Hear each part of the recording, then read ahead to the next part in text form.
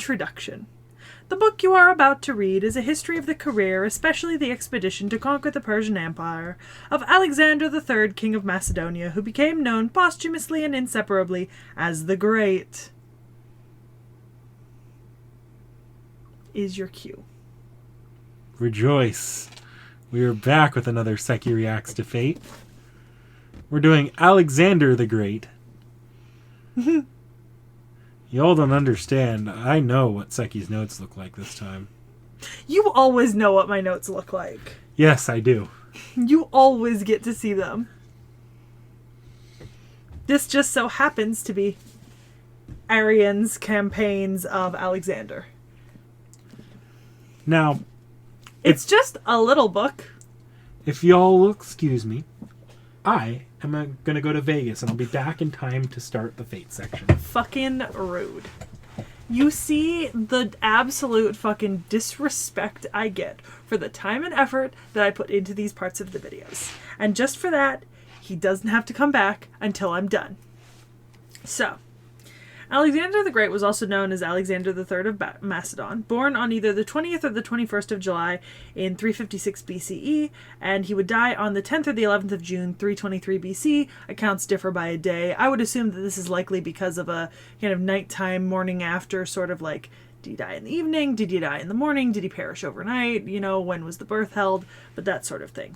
So, Alexander was born to Philip II, the king of Macedon, and Olympias, who was the daughter of Neoptolemus I, king of Epirus. Through his father, Alexander was descended from the Argead dynasty, also known as the Temenid. Why are you back? Go away! It was too hot in Vegas. This bitch. Fucking rude. Anyways, of Macedon. Philip facilitated the rise of Macedon through his military reforms, effective diplomacy, and many marriage alliances. And when I say many, I mean many. The man had 7 or 8 wives, plus mistresses, according to historical accounts. I believe Alexander's mother, Olympias, was his 4th wife? Something like that. She was his favorite for a while, because Alexander was his main heir at the time. Born in the capital of Macedon, there are tales of his birth that kind of vary depending on who was telling them. Plutarch said that Olympias was sent a dream of a thunderbolt striking her womb, causing fire to spread far and wide before dying out. Philip said that he saw himself in a dream securing her womb with a seal engraved with the head of a lion. Olympias would later in Alexander's life push the whole divine parentage notion, with him being the son of Zeus, hence the thunderbolt to her womb. On the day that he was born, Philip was actually away preparing for a siege on Potidaea in Chalcidice. But that day he got news that his general Parmenion had defeated the Illyrian and Paeonian armies, and also that his horses had won the Olympics. Philip II was a great believer in the Olympics and really liked participating. And also on the same day, one of the 7 wonders of the world, the Temple of Artemis at Ephesus, burned down. Historian Hegesias of Magnesia actually wrote that it was because Artemis was away attending Alexander's birth. Much of this kind of aggrandizement of, like, you know, his divine birth and stuff was likely later propaganda pushed by his mother and himself. But, you know, history is written after a person died. Ancient history lost to time. You never really know what people believed or that sort of thing.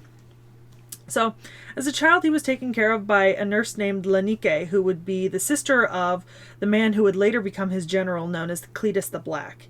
He had 2 primary tutors as a child, Leonidas, not that one, although I really wish it was, and Lysimachus of Acarnania. I have been reading that wrong all day.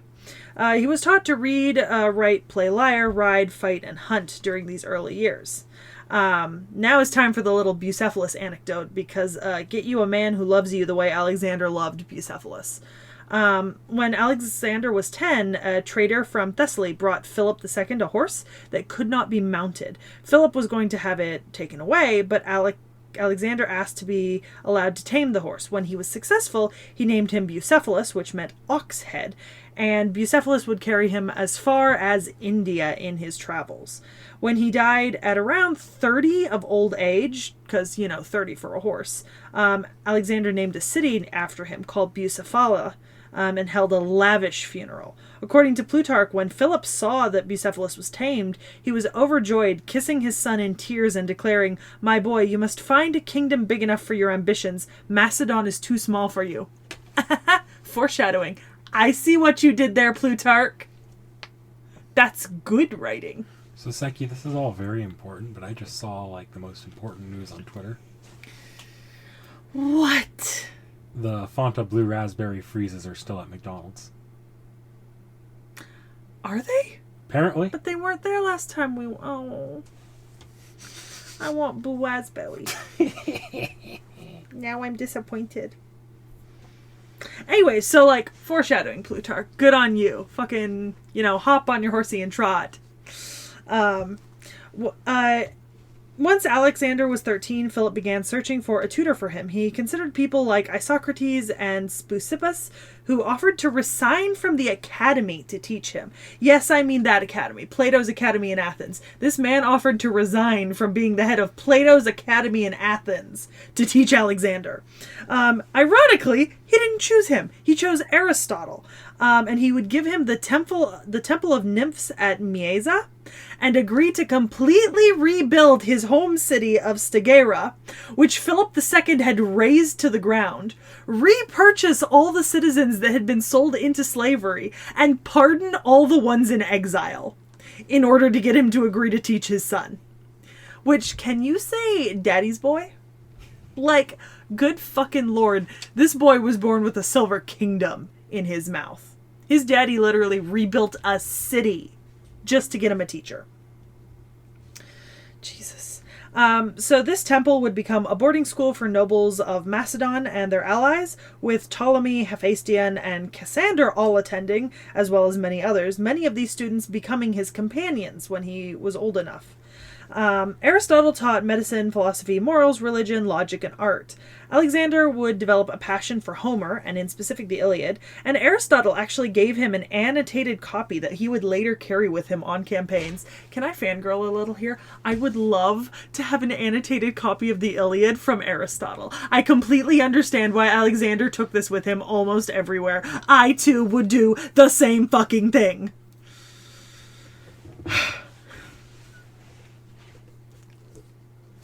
I get it, Alexander. I get it.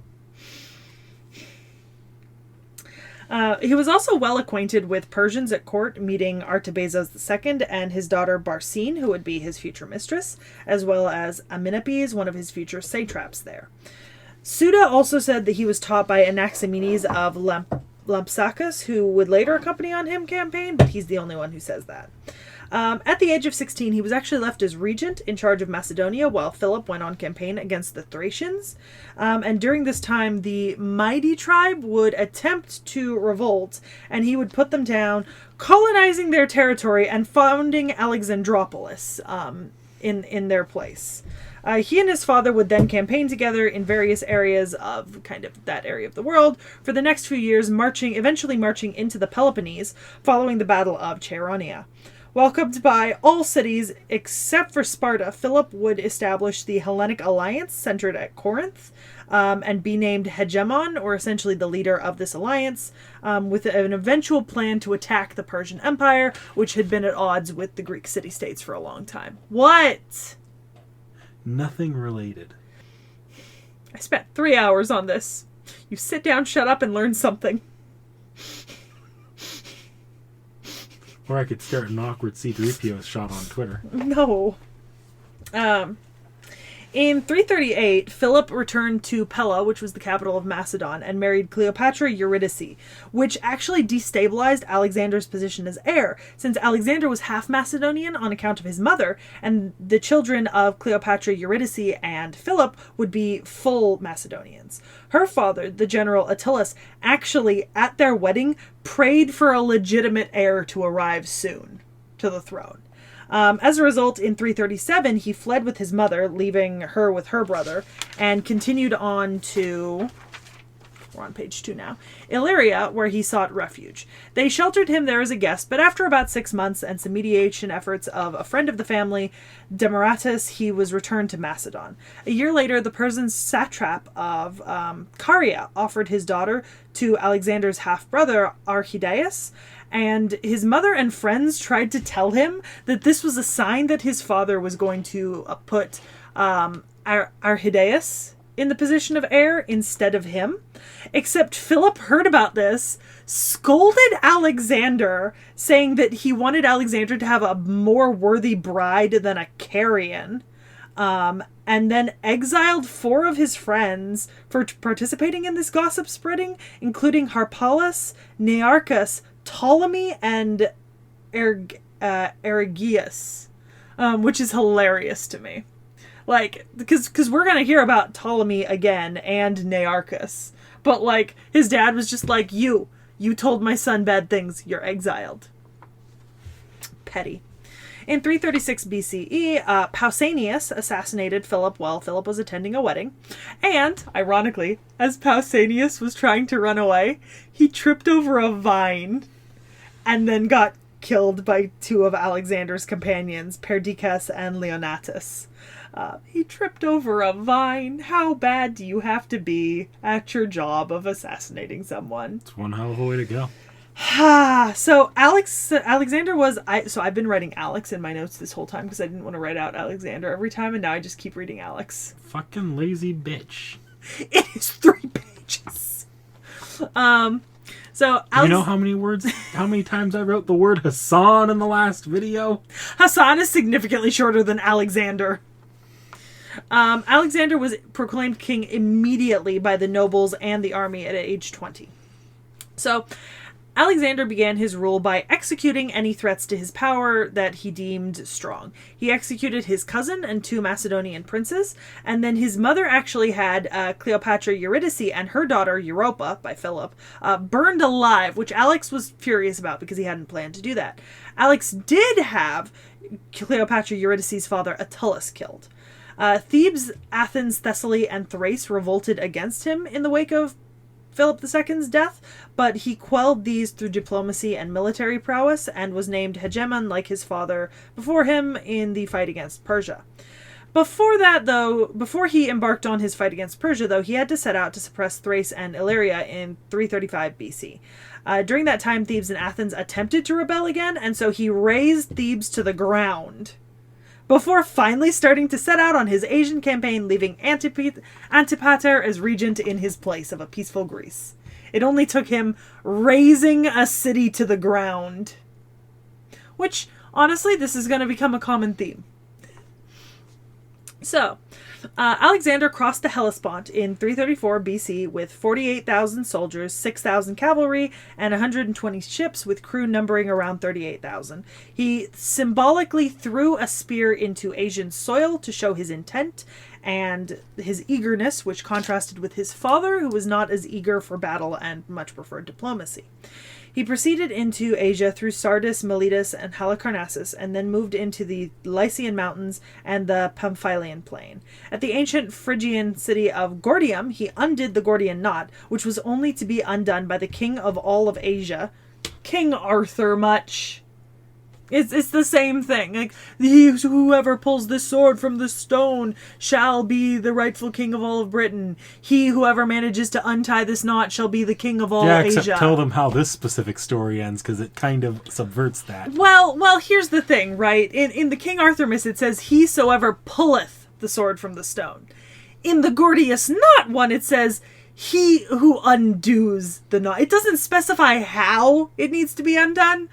So Alexander just sliced it in half. I mean, it's a statement on people overcomplicating things. Yeah, and it worked. So he hacked it apart.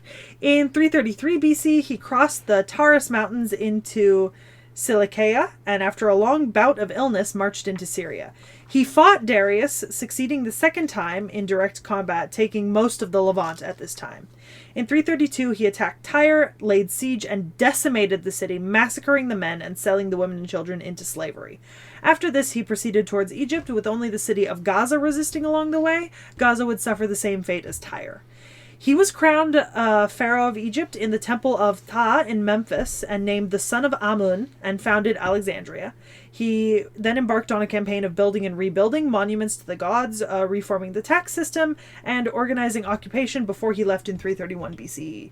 Notably, the Egyptians didn't seem to mind him coming in as a new ruler. It seems that they much preferred him to the Persians at that point, which I can see that, you know. From here, he headed for Upper Mesopotamia and what was at this time Achaemenid Syria, where he would defeat Darius again at Gaugamela, which would be the last time that they faced one another in combat officially. He chased him to Arbela. Darius from there fled to Ecbatana, while Alexander captured Babylon. With astronomical diaries stating of the event, the king of the world, Alexander, sends the message, "I shall not enter your houses." Yeah. Sometimes you just look back at Sekhie's bookshelf and find shit. It's probably not the only thing, to be honest. It's just the most obvious one. But yeah. Oh, there's a free poster in here somewhere. Where's the free poster? I don't see the free poster. Anyways, yeah. So I do have oh!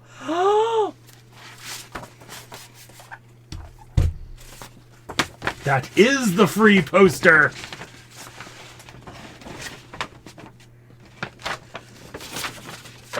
It's the Empire and Campaigns of Alexander. See, if we had thought this out, we could have set up a camera on table perspective where you like explain the history following with your hand.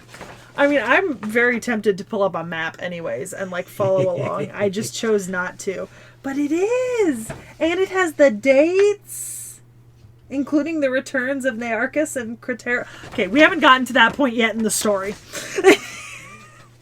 Alright, keep that in mind. See, Board Knick-Knack finds good things every once in a while. Where was I? Okay. From Babylon, he moved to Susa and sent most of his army to Persepolis, which was the major capital of the Persian Empire, via the Persian Royal Road. Have we talked about the Persian Royal Road before? Not to my knowledge. We're doing Darius. We'll talk about it then. Eventually. We're doing... I don't mean now. I don't mean now. Eventually. Otherwise, because I have a whole tangent about the Persian Royal Road. Anyways. And so he then stormed the Persian gates and treasury. He stayed in Persepolis for 5 months. At some point, a fire destroyed the palace of Xerxes I, either as a drunken accident or perhaps deliberate revenge for the burning of the Acropolis of Athens during the Second Persian War in Greece. And accounts kind of vary on whether or not Alexander regretted the fire starting or attempted to put it out at any point. Alexander chased Darius through Media into Parthia, where one of his generals killed him, naming himself Artaxerxes V. Alexander gave Darius a regal royal funeral and buried him with his ancestors, claiming that as he was dying, he named him his successor, and some historians consider him by act the last of the Achaemenids because of this.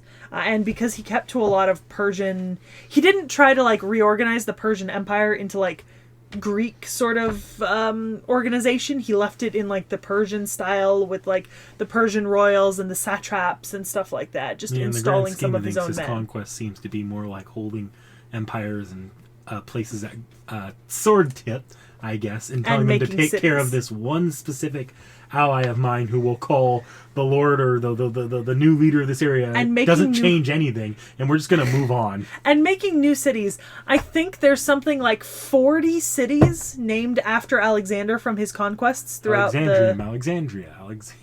Well, also Bucephalia, right? And Bucephalia was called Alexandra Bucephalia, right? So that, like, his name was on a lot of places. So Bessus, which was the general that killed Darius, calling himself Artaxerxes. He was viewed as an usurper, right? And the campaign against him became a grand tour of Asia on Alexander's part, founding many cities throughout Media, Parthia, Asia, Trandiana, Arachosia, Bactria, and into Scythia.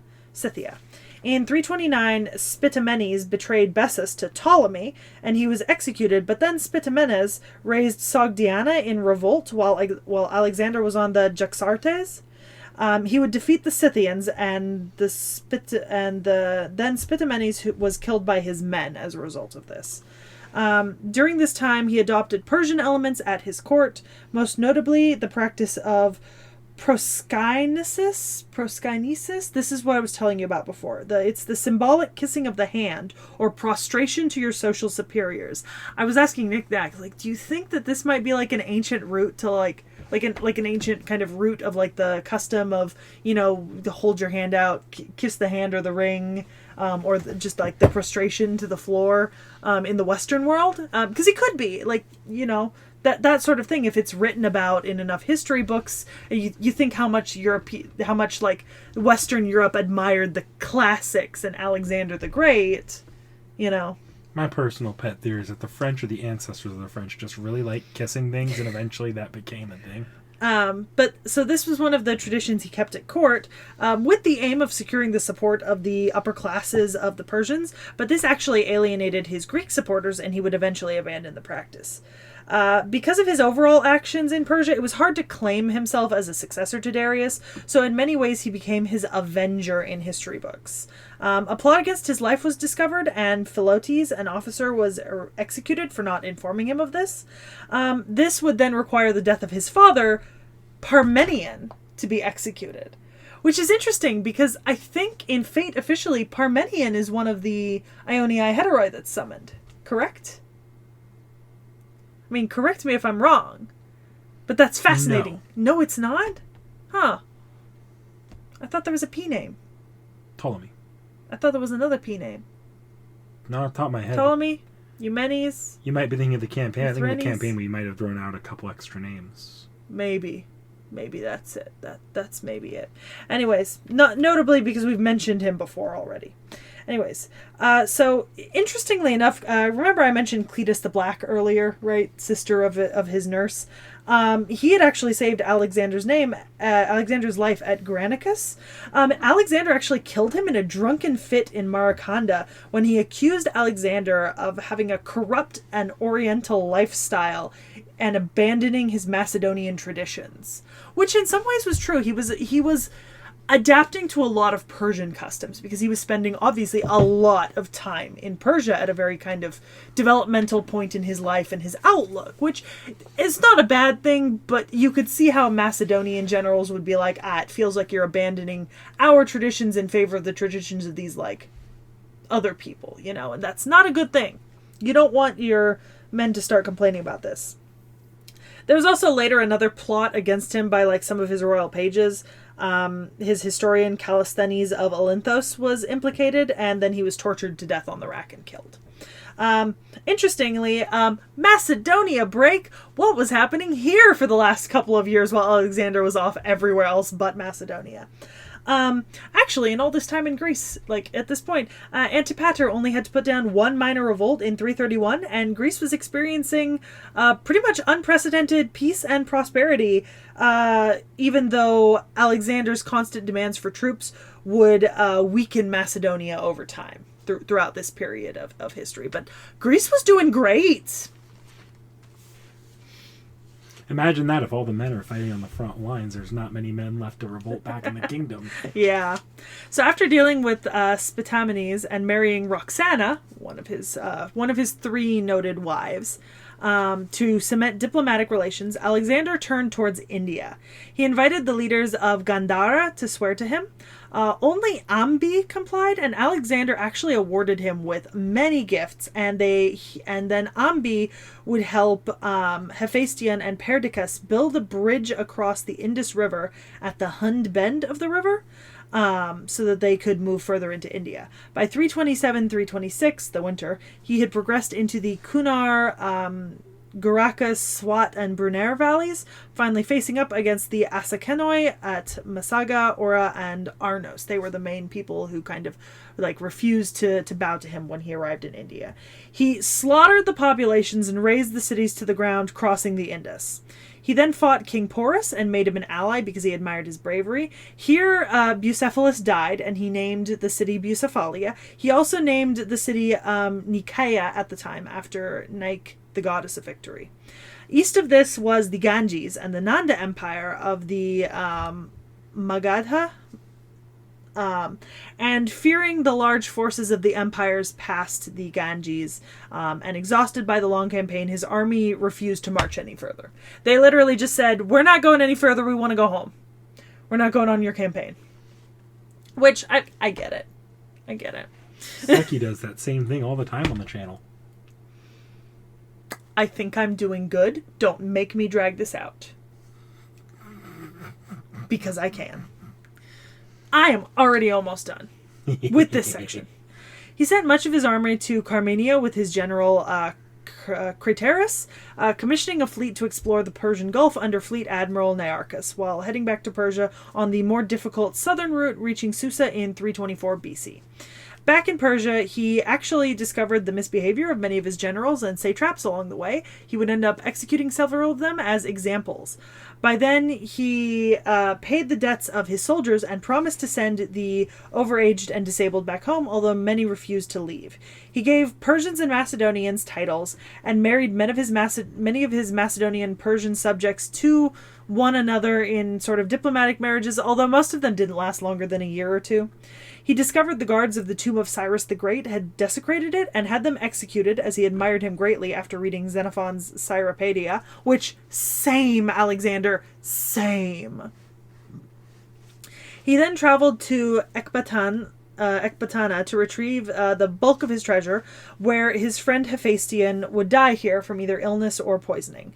This would devastate Alexander, who prepared a lavishly expensive funerary pyre in Persia and declared public mourning. Hey.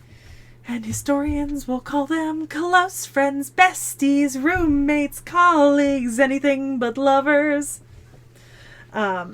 He also began to plan at this point a campaign into Arabia, like the Arabian Peninsula, which he had not been towards. On the May 29th, he actually held a banquet to celebrate the end of the Indian campaign and the start of the Arabic excursions. Alexander once said that the toi kratistoi, or the strongest one, would be his successor when it was asked of him, likely referencing towards funerary games held after his death, which is pretty interesting. On either June 10th or 11th, 323 BCE, he died in the palace of Nebuchadnezzar II in Babylon at the age of 32. There are several stories and versions of his death. Plutarch said that 2 weeks prior, he entertained the Admiral Nearchus and spent the day and night drinking with him and Medius of Larissa, and then he developed a fever and was sick for 14 days before passing away. Diodorus says he was struck with pain after downing a large bottle of unmixed wine in honor of Heracles. Yes, that Heracles. Followed by 11 days of weakness. In my ancient Greek class last semester, we read like a graphic, descriptive account of those 11 days of weakness and sickness. Essentially, he developed a massive fever for some reason or another. A lot of modern historians think it was either just declining health in general from the amount of like alcohol he drank, or like malaria or typhus or something. But he got progressively weaker and weaker and weaker, and he kept having himself like bathed and kind of anointed in oils, and it wasn't really helping, but he got weaker and weaker, although he was still issuing orders essentially from his sickbed up until when he died. Really a terrible death for such a accomplished man whose kind of whole life was about being active and fighting and traveling. Like, I would hate to die after 2 weeks confined in bed, getting sicker and sicker. How often did he actually return to Macedonia? Not often. Yeah, you don't return home that often. You guess what you got to wash that down with. Yeah, although to be fair, he did return relatively recently before his death because Roxanne was pregnant and had not given birth when he died. Anyways, okay. To be honest, the Macedonians also really liked poison historically, and Diodorus, Plutarch, Arrian, and Justin all mentioned that poison was a possibility, mostly just to be complete in the possible causes of mentioning about his death, but they did.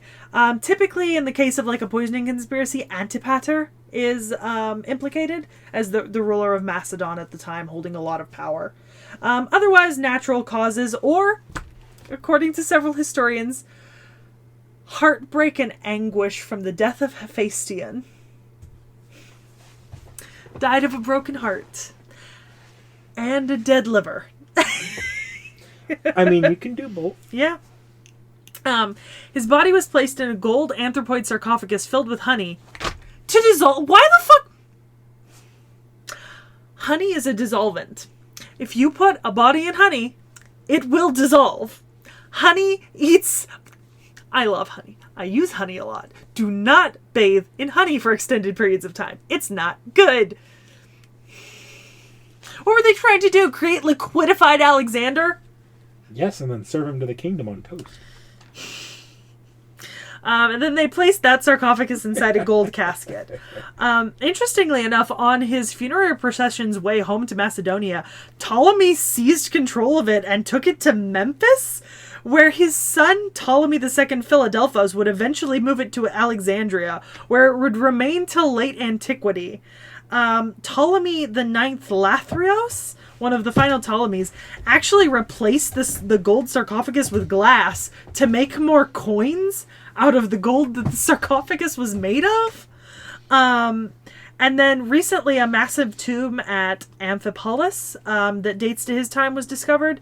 But a lot of scholars argue that it was created for Hephaestion, or that his mother and wife and child are buried there, because there's skeletons found there, one of a 60-ish-year-old woman, one of an infant, one of a young woman, and then a couple of men in their 30s, which would match accounts that Cassander or one of the other people in Macedon massacred his family after his death and then buried them together in a mass grave to kind of stop them from reclaiming power in the rightful name of, descendancy. Interestingly enough, Pompey, Julius Caesar, and Augustus were all said to have visited his sarcophagi. Augustus apparently allegedly broke the nose off one of the figures of Alexander. You see, he just didn't see it, and he bumped into it with his massive belly. Augustus, not Caesar. Not Caesar. Yeah. Septimus Severus would close it to the public, and after Paracelsus visited it during his reign as emperor, the history of the sarcophagi becomes really hazy. The news of his death was not believed when it first arrived in Macedon. At the time, he had no legitimate heir. Alexander IV by Roxanne was actually born after his death. Some say that his final words, or that his words about who would succeed him, toi kratistoi, were misheard, and that he said toi krateroi, which was in reference to Craterus, who was currently leading the army back to Macedon. Others said he gave his signet ring to Perdiccas, who said that Alexander IV, with himself, Craterus, Leonatus, and Antipater, would rule with them as guardians. But Meleager and the infantry rejected this because they weren't given say. They campaigned for Philip III Archidaeus, his half-brother. Eventually, they were declared to kind of co-rule together, but dissension and unrest spread, and eventually the empire, after Perdiccas was assassinated in 321 BC, fell to about 40 years of war, with four main powers emerging from it: Ptolemaic Egypt, Seleucid Mesopotamia and Central Asia, Attalid Anatolia, and Antigonid Macedon, with Philip III and Alexander IV murdered in the struggle. And that concludes the life of Alexander, at least in the barest possible detail that I could do, right? Mm-hmm. So, some interesting things to note. It's likely he received the epithet the Great because of his success as a military commander. He really didn't lose battles, ever, if at all. Which is pretty impressive, but he had really good grasp of the use of terrain, phalanx use, moving around other groups. So even when he was outnumbered, he usually could pretty well plan his way around sort of how to figure out how to win on a battlefield. He also basically perfected the use of the sarissa, a 20-foot spear developed by Philip II, in combination with speed and maneuverability against the Persian forces. So what you're saying is Lancer Alexander the Great. Yes, even though I know he's a writer.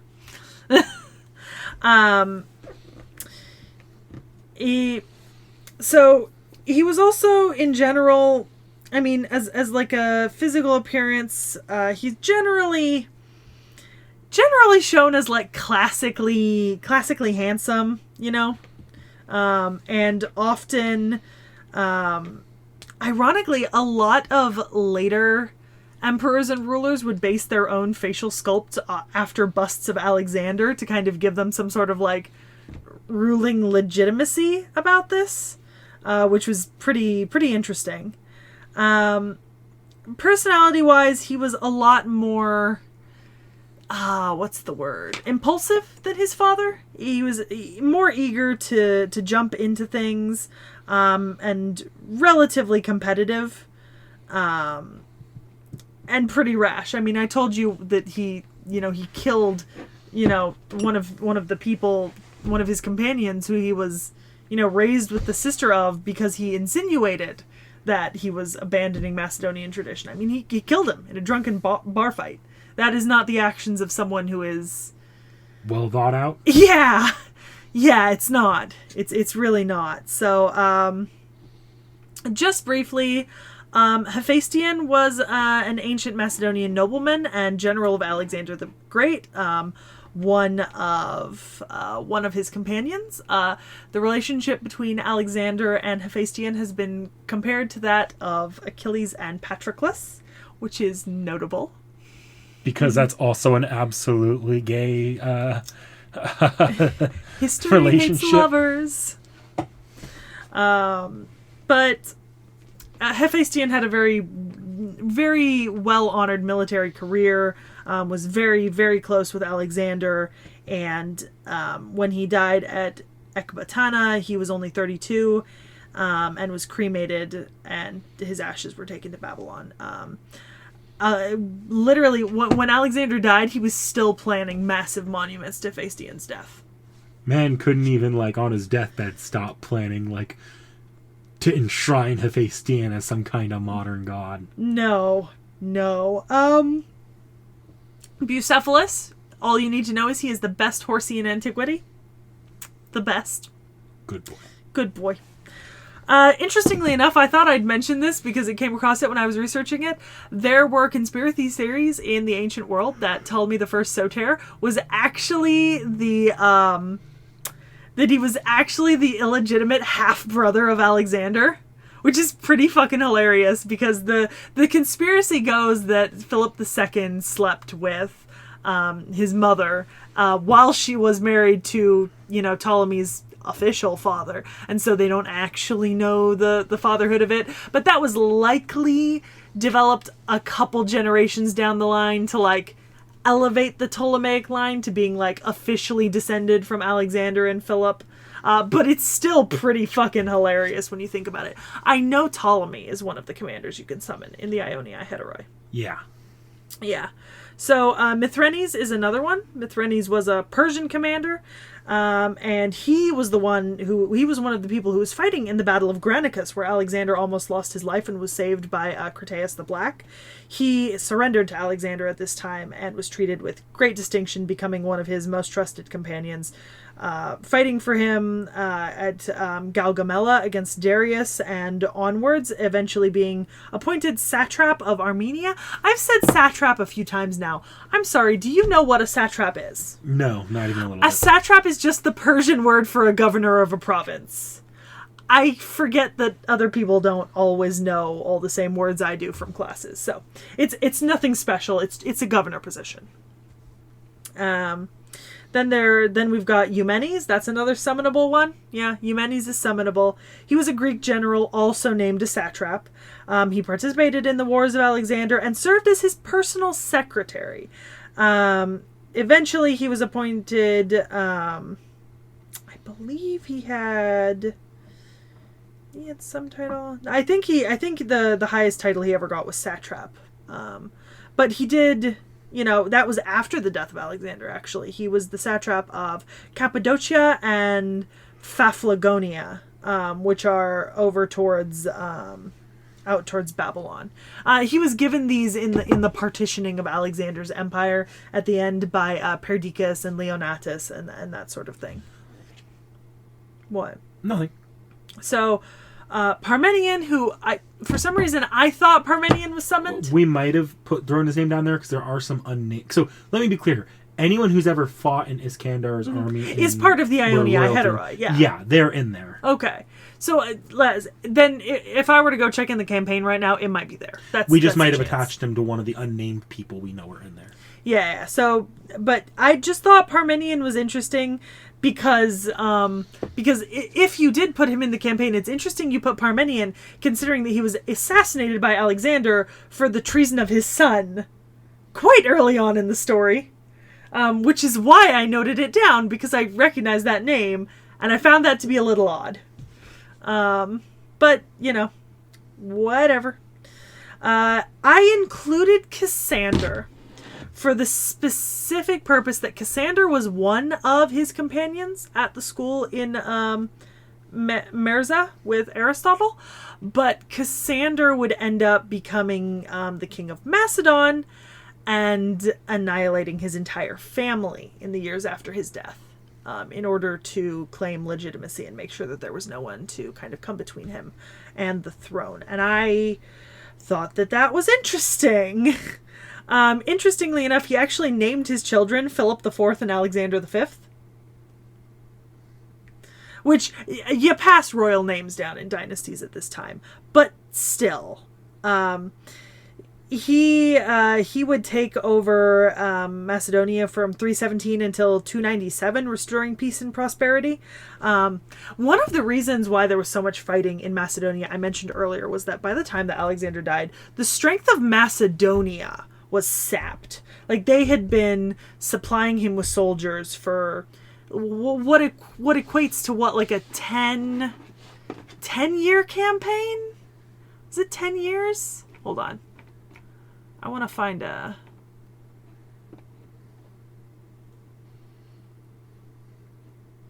There should be a thingy. Wait, am I in... That's Hephaestion. Glad you are. Okay, that was not what I was looking for. Alright, I wanted... Here. So... For a campaign that covered roughly 11 years, he sapped the fighting age men out of Macedonia to take them into the east for 11 years to fight in his wars. So no fucking wonder the kingdom was weakened and stuff like that. You know what I mean? Anyways, that's why I want to talk about Cassander a little bit, because I thought it was interesting. Antipater was actually Cassander's father. So Antipater was the one that was named as regent of Macedon, which meant that he really had the most power there. He reclaimed Macedon as his own before it fell later, so that makes sense.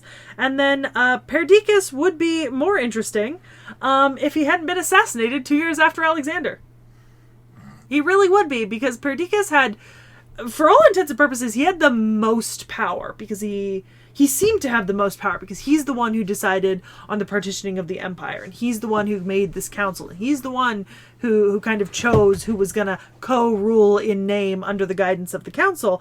And, it wasn't a bad choice of him to bring in Philip Arideus, Philip III, considering that he was mentally disabled, according to historical accounts, so he would have been an easy king to control right through. Anyways, but so that is all of the commanders I kind of had on hand. I touched a little on Philip of Macedon, and I think that's all you need. Just for reference, y'all, this is what my notes looked like. I took no breaks. And Nick Nack saw that. Yep. I needed a conspiracy board for this one, and I didn't have it, and that's very disappointing. Which is unfortunate, because you had the perfect map to do it, too. You could have pulled out that map and just, maybe not thumbtacks, but, there are alternatives you could have done to stick stuff to the map. There are. Or you could have put it behind, maybe not a conspiracy board, but, put it behind some plexiglass, hang that on the wall, and like duct tape stuff to the map on the plexiglass. Yeah. So, for the viewer's knowledge, I have seen Iskandar in Fate. Yes. I've seen Fate Zero. I've seen Lord Elmaloy. I have the Elmaloy shirt. We did bring up that this is going to be the case files month. But as a result, a lot of these designs won't necessarily be huge spoilers or like, oh, I know that person. I don't need a huge review on their character arc. Yeah, actually, out of the 4, I've only seen 2. True. I mean, as the servants, yeah. Yeah. But you know, like in previous times where we've seen pseudo servants, we've like had to give you like a quick little, this is Karen. And we don't really need to do that this time. Anyways, there will be 4 servants this month. There is a theme. You should be able to tell the theme by now. If you don't, what are you doing? Get better. Get good, son. I mean, we've said it. Although there was almost another theme, if you look at the makeup of the servants. But I'll elaborate on that later. Yeah. So, moving into that, you know what? No, what did you find anything interesting about the history lecture? I read all this in my research to begin with. At least, maybe not some of the in-depth details you got from your, the campaign of Alexander there. I skimmed that pretty basically. Like, I did not go deep. Let me know in the comments if you want a video about the Ionia Hetairoi, in depth, and the campaigns of Alexander. This would be non-attached to Fate, by the way. No, I'd post it on my personal channel, but I could link it through the channel. I do have a personal channel. I mean, I comment on our videos sometimes and in the chat. There's a video out on my personal channel. I've been meaning to make more content, but a lot of it will be history and archaeology centric and stuff like that. I might as well make content about the stuff I'm dealing with every fucking day, because then I can be opinionated without having to do 3 hours of research. You brought up before that you sit through my Fate lectures, but the difference here is you don't know most of the Fate stuff, whereas in the process of both this and the campaign, well, stop reading the history. Then it's harder for me to prep the Fate stuff, including the campaign. All right. At this point, we should just have me record these separately. I mean, sometimes I have some fun input.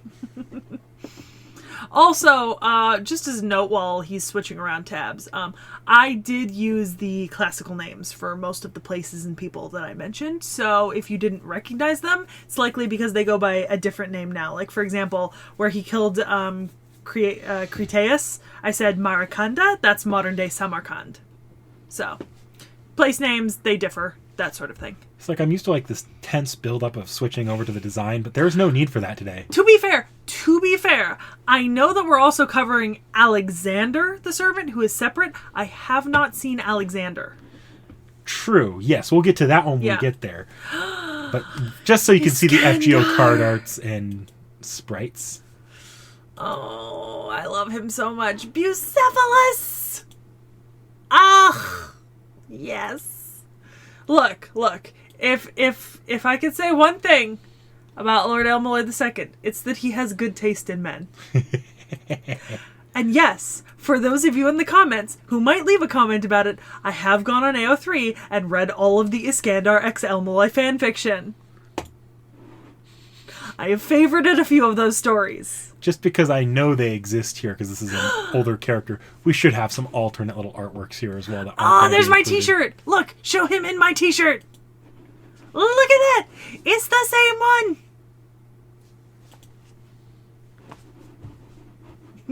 one! Big boy. So cute. Oh, I forgot to mention, I know this Iskandar's a rider. He's in the Gordius wheel.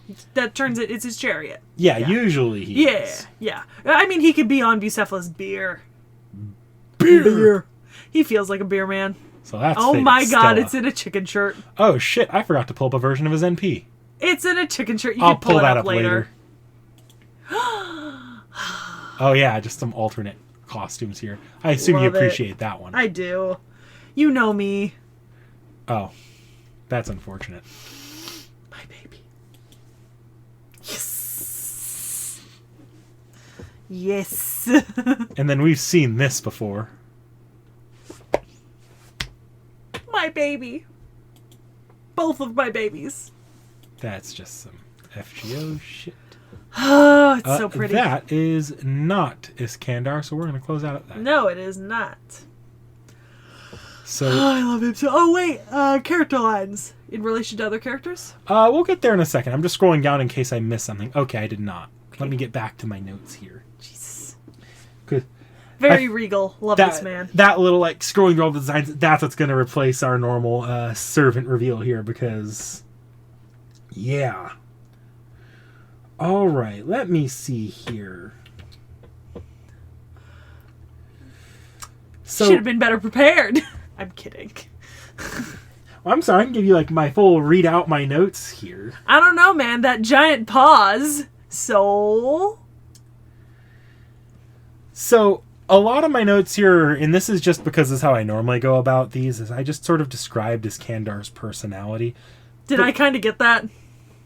I mean, look, it's kind of hard to get him wrong from history. The man was a himbo in history and in fate. Yeah, he's a loyal himbo. Oh, yeah. And he admires those who are willing to, like, try anything.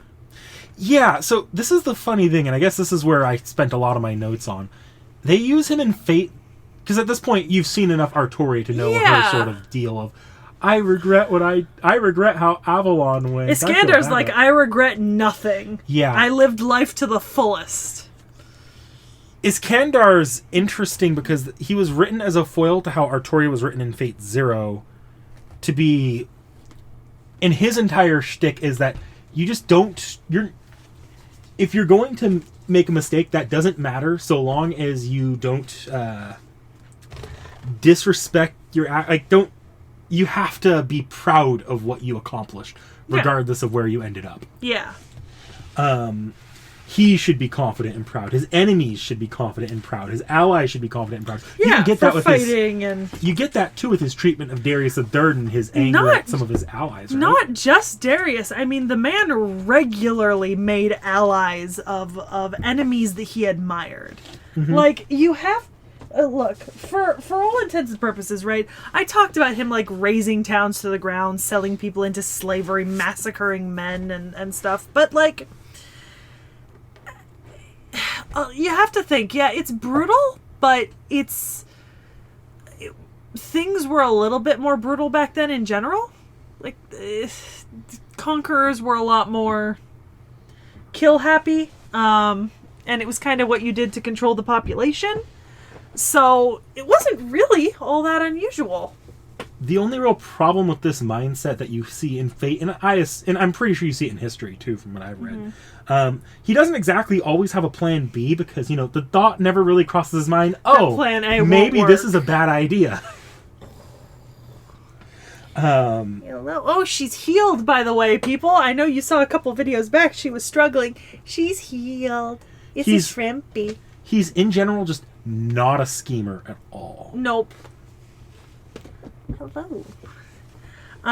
Remember, his kingdom kind of fell soon after his death. He did not make much plans for his potential death. He had some plans, but they weren't carried out well. It didn't help that he was 32. I mean... He was also going into battle constantly. Well, yeah, and you could expect, right, death in battle, but even 32 was young for death in battle for a commander, right, for a general.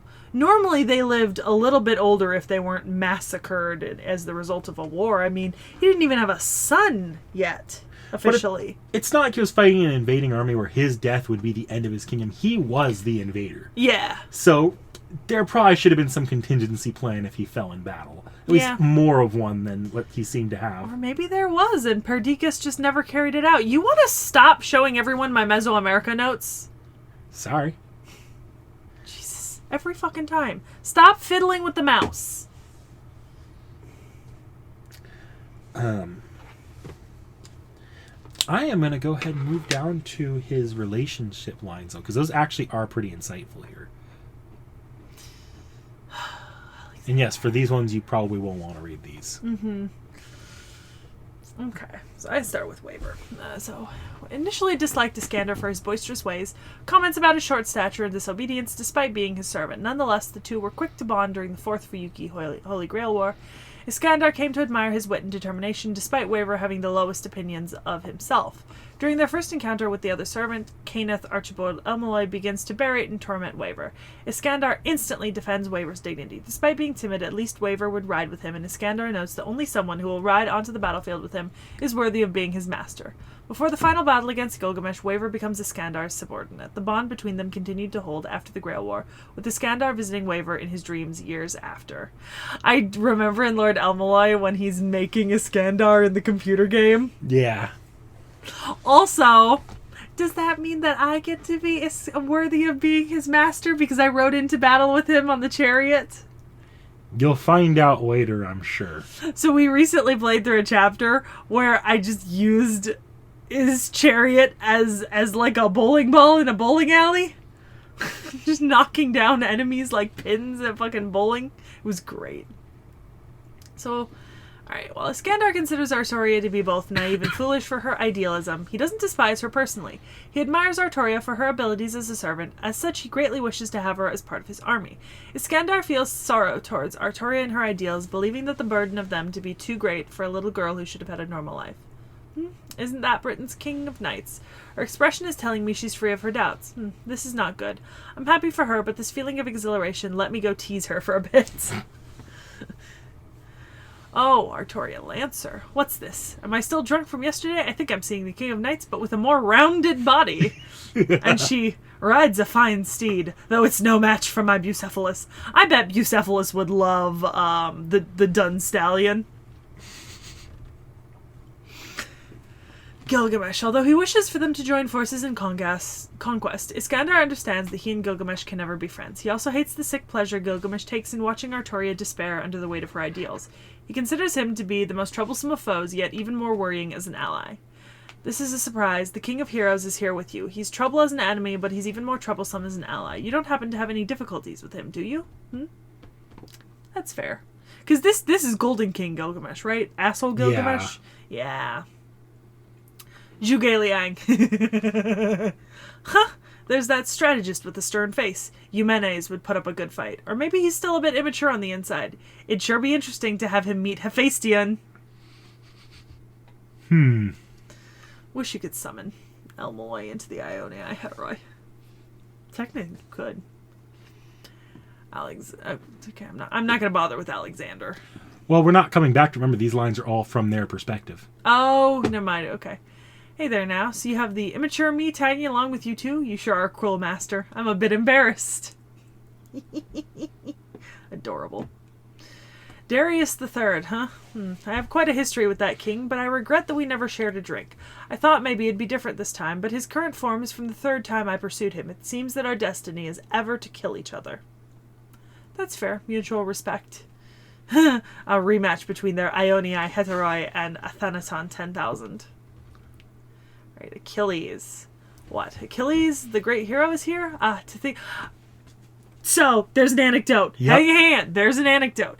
He had Lysimachus. It was Lysimachus, his second tutor, right? He became his second tutor and his like second favorite tutor, right? Because Lysimachus used to flatter him. Lysimachus would call himself the Phoenix, and he called the young Alexander Achilles. And one of his friends, Patroclus, and he like would compare them to the great heroes of old, right? And I remember reading this and I wasn't sure whether to include it or not, so I didn't, but now I can. To think my greatest wish has finally come true. Come, let's have a foot race and a swimming race. I'd also like a wrestling, horse riding, and javelin competitions with him. Ooh, my heart won't stop pounding. Anyway, so that armor of his is the legendary. The Greeks are certainly amazing. Because he's a huge fan of the Ilium. I feel it, Iskandar. You and me both. Qin Shi Huang. The immortal emperor. Would one go as far as plucking his own people's potential in order to fulfill his wish for peace? What a tyrannical rule. That's fair. I mean, Iskandar was, for all intents... He was actually really good at, like, governing. Like, he understood very fast that he couldn't just... leave Persia the way it was. He did have to make some changes, but he also understood that he couldn't just try to Greekify everything. He couldn't just get rid of their culture altogether. Yeah, although you have to admit, Alexander did usher in what became known as the Hellenic Age, which was essentially a kind of a polyblending of the cultures of the Hellenistic world. It's argued that's why It's argued that's why Greek culture is so widespread.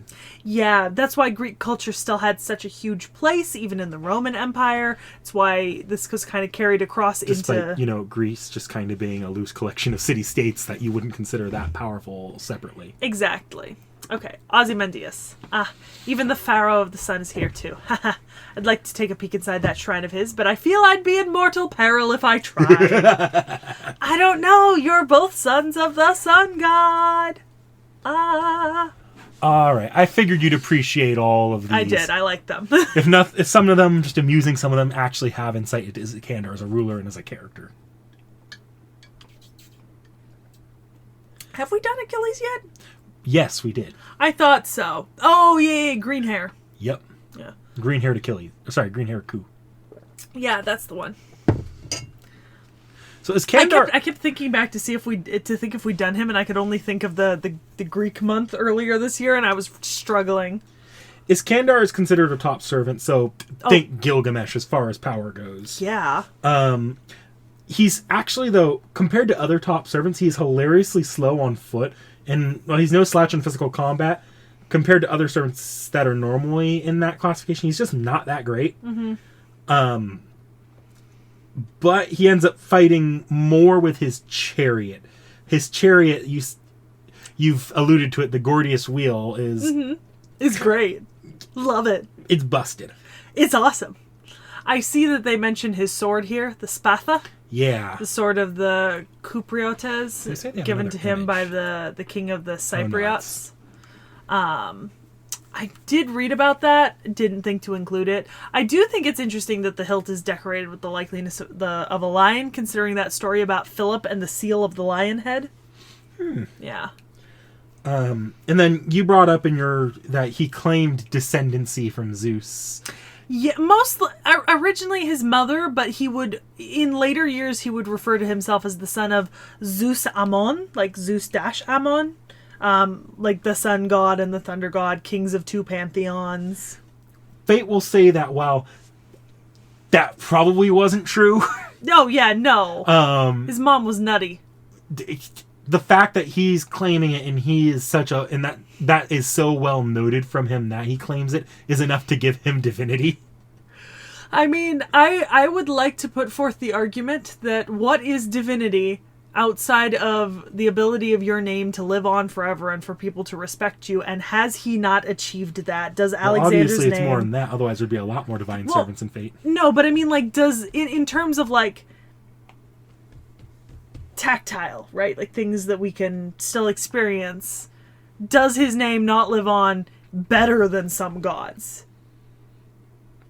Like, who could fucking name like fucking, I don't know, some random small-time god in a pantheon, Well, as opposed to Alexander. I mean, his name has lived through history.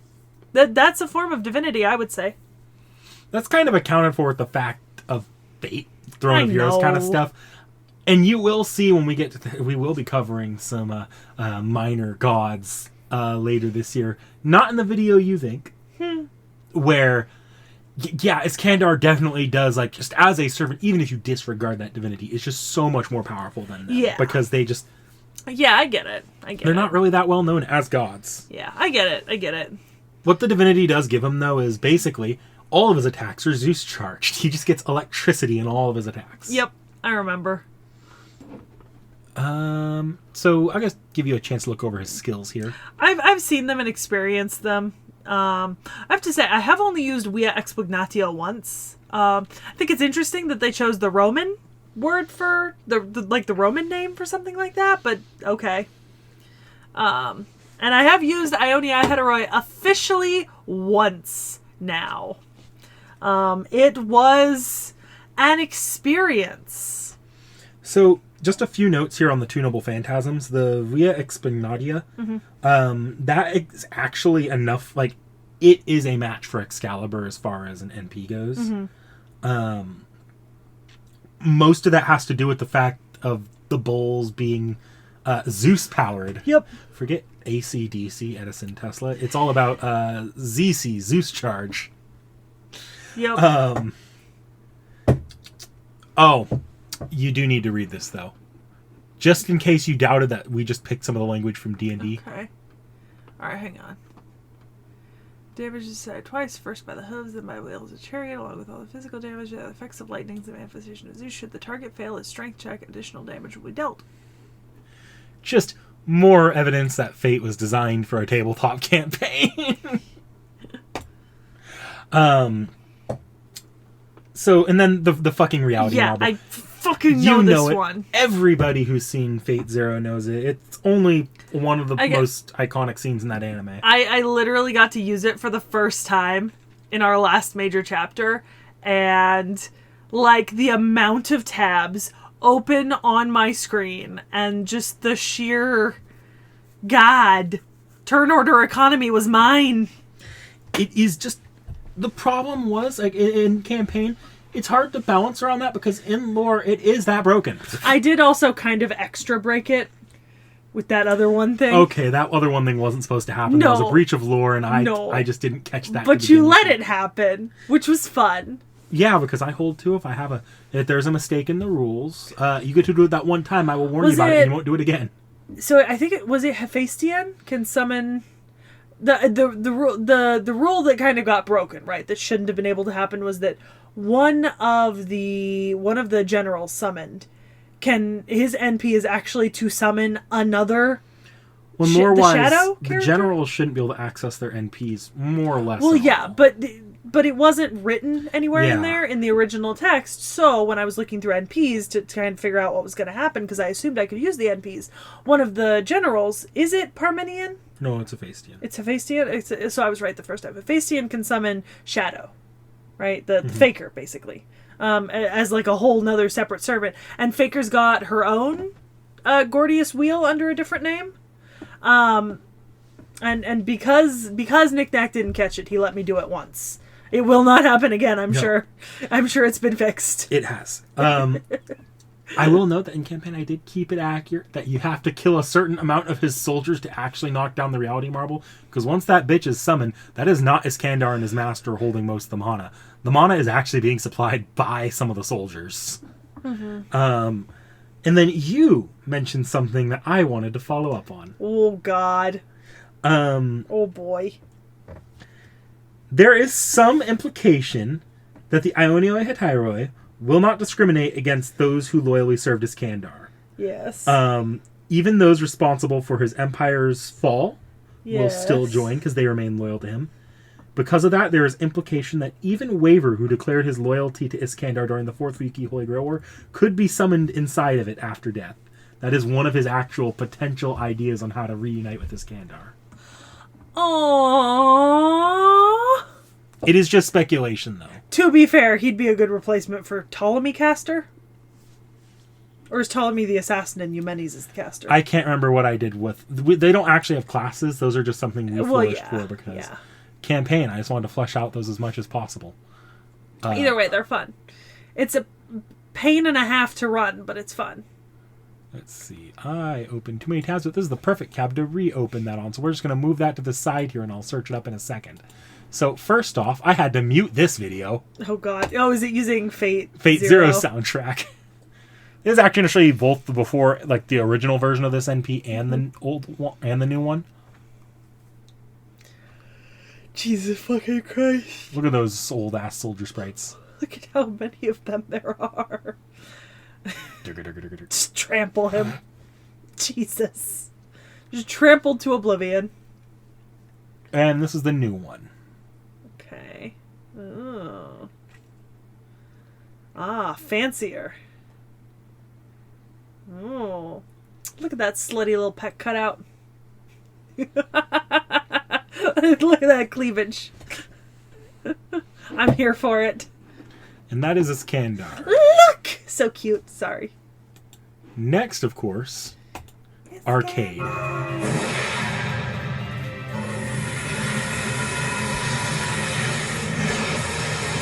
This we do not need to mute. No. Although I will say we did miss getting copyrighted on a Fate Extella link in the updates video. But it was 5 hours in. Look at that cleavage! Knick-knack! I think he's got bigger titties than I do. That's not something I say very often. You know, I did see an interesting post on Tumblr today about titty size being proportionate to brain size, which would explain why he's so smart. I'm kidding. Jesus! Look at that shit! Oh, it looks so good! Holy shit. I want to play this game just to use that. Go to Japan. Just to use that. Also, you'd still have to be able to summon him, because arcade is worse than FGO as far as summoning rates. Hang on.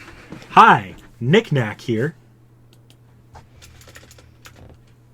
Hi, Sekhie here. Hi, Vsauce here. Uh,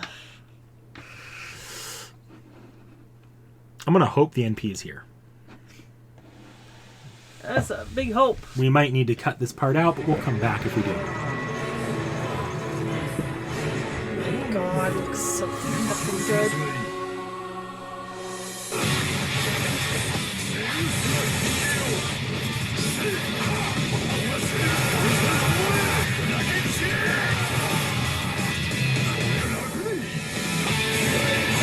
Oh. There's the boys.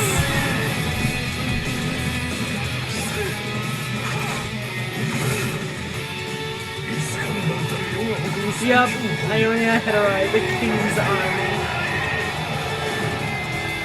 Jesus. Eradicate them.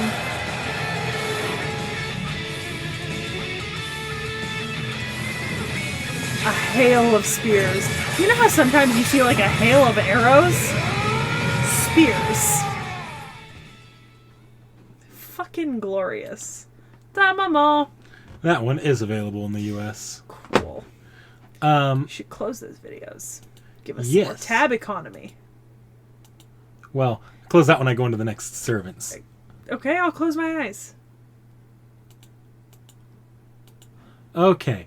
So you do know from campaign there is a younger Alexander. I do. Alexander. And he Never is seen him. Still a writer. You ready? Oh, he's still a writer? Yep. Oh, okay. He's 3 stars. Iskandar is 5 star. Well, I knew he was 3-star. Because he's 3-star in campaign. Well, we changed the rarities. Not rarities, the rankings in campaign. Ah. Meet Alexander. Oh my goodness. Small boy. Is baby. Is child. Would adopt. Look at baby Bucephalus. Baby Bucephalus. Oh. I don't know if I'd call that much of a baby. Is a baby. Would adopt. See, like here's the difference, right? Iskandar would smash. No. Iskandar would let smash me, right? I think what was it I said to one of my friends at lunch today while taking notes? I'd let him raise me to the ground. This would adopt. Adorable. Fucking precious. And that is Alexander. Let me go ahead and I have some notes here because there's some interesting things to note about him. Okay. So this is him as a prince of Macedonia. Uh-huh. This is the time he spent studying under Aristotle and that sort of thing. Like the post 13 or pre 13? 13 to 16 or I'm pretty sure he's a minor. So 13 to 16-ish? Yeah. Okay, so yeah. Time under Aristotle at the academy. He's at least listed as a child servant. Yeah. Due to events of FGO, he looks up to Zhuge Liang, a waiver, as a teacher of his. Aww. Because, he really likes studying under intelligent people. Aww. Precious. Otherwise, a lot of his shit Baby. remains the same from Iskandar. Baby. Here we go. We can look at this if you want. Okay. Iskandar. So big. The grown-up me is so big, and he looks so strong. Yep. It's adorable. Oh, my teacher, there you are. You're going to teach me a lot again, right? Zhuge Liang. Gray, okay. Oh, you must be one of my teacher's students. That means you and I are classmates. Let's just leave it at that, since it's more fun that way. What is the other option there? Okay, Achilles. It's Achilles! Of course I recognize him, because, he's the real Achilles. What should I say to him? Hector Penthesilea. Am I nervous, you ask? No, it's slightly different. I'm excited. I mean, there are so many legendary heroes gathered here who are straight from the pages of the Iliad. There's no way I wouldn't be excited. He is a fanboy. This one is much more of an open fanboy than even Iskandar was. I love this. Caesar. I'm cute, you say? Yeah, I know. Surprised I'm so cute? Oh, now I get it. You must be a fan of the grown-up me. You mentioned that. They visited his tomb. Napoleon Bonaparte. Do you want something from me, or are you looking for the grown-up me? You don't know it because you haven't seen Napoleon, but no. Napoleon is kind of Iskandar again, so we'll get there when we get there. I'm not ready to like Napoleon Bonaparte. I'm not prepared for that to be a reality in my life. So he's going to have another reference to tabletop mechanics here, by the way. Oh, okay. Look! Personal skill. Omen of the Hegemon King. Interestingly enough, I was just hearing the term hegemon a lot because I was editing, obviously, the Shang Yu and Consort Yu video, and we use that term there, too. Speaking of... Plus modifier for every kind of chick. Yup. Can someone tell that the Kanoko Nasu is a tabletop fan? Make a fate tabletop. Seriously, though, I will abandon this campaign, rebuild it from scratch if they release an official fate system. I would be mad. I like my character. She functions as a servant. Yeah, that's kind of why I needed to do an official version. Rosy-cheeked youth. So, in a lot of the descriptions of him, right, like including Plutarch and some others, he is described as having like rosy, ruddy cheeks in his complexion. It's an interesting note, actually. They do not have his Noble Phantasm listed here for some reason. They do not. I have to scroll all the way up to get to that. Oof. So his Noble Phantasms are Zeus Funder and Bucephalus. Okay. We'll start with Zeus Funder here. Zeus Funder basically allows him to increase his divinity, but he starts making himself more and more like adult Iskandar until eventually he just becomes him. Wait, like, is that something he could do, like, in campaign? Oh, I did not include that in campaign. That would be, Well, not in campaign, but I mean, like, in FGO? No. Oh, no. Thank God. Okay. But this is a implied thing that the writers are sitting on. You know, if they ever want to do an Alexander story or make a weird boss fight where he just becomes Iskandar. Okay. Jesus. So fucking broken. I love it. And then Bucephalus. Okay, let's see. The beginning of trampling conquest. Primary, someone in his child form has already become the existence's one part heroic spirit. Okay. By releasing his true name, he performs a ferocious result. Okay. Trampling damnation. Domination. Go back for a second to the previous page. Scroll down slightly. Oh, look at that art. Oh, yeah. That's just some more Iskandar art. I think that was probably in the last set, too.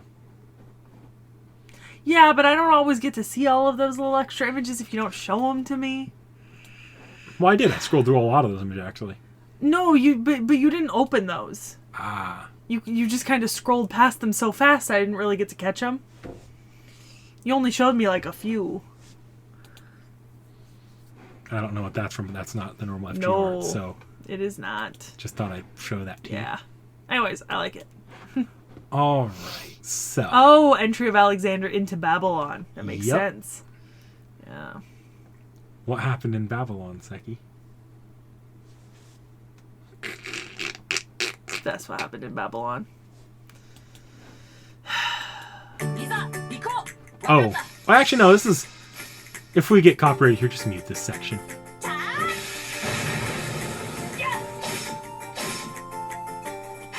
This is like the seafaring music? This isn't Fate music at all, actually. This is Legend of Zelda music. Oh! That said... I'm vibing.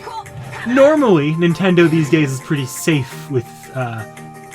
so long as we're talking over this a little bit. I'm vibing. And there's these attack sounds too. They shouldn't be copyright flagged. Is it like the seafaring music?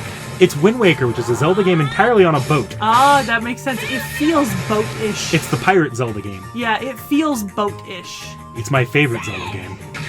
Not Breath of the Wild? No, not actually. I like Breath of the Wild, but Wind Waker is my favorite. Interesting. Would recommend. I think you would really like it, actually. Go, Bucephalus. Too bad you have 0 ways of playing it. What's it on? GameCube and Wii U. It's not on Switch yet. Yeah. Okay. Yeah, that explains it. Well, that was it. Yep. I think they got copyright stricken there, I think, for whatever music they used. Yeah. Because they just had to mute that and change the audio. Well, we'll figure it out. Either way, yeah, that is Alexander. What are you doing? Well... Okay, it's not going to pop up because you have too many tabs open. So you're just going to have to shut it and I'll close my eyes again. Whatever. So, I do have another servant to go over here. Yeah, I saw it. I do have some of the Ionia Hetairoi. I have some designs there we'll go over towards the end.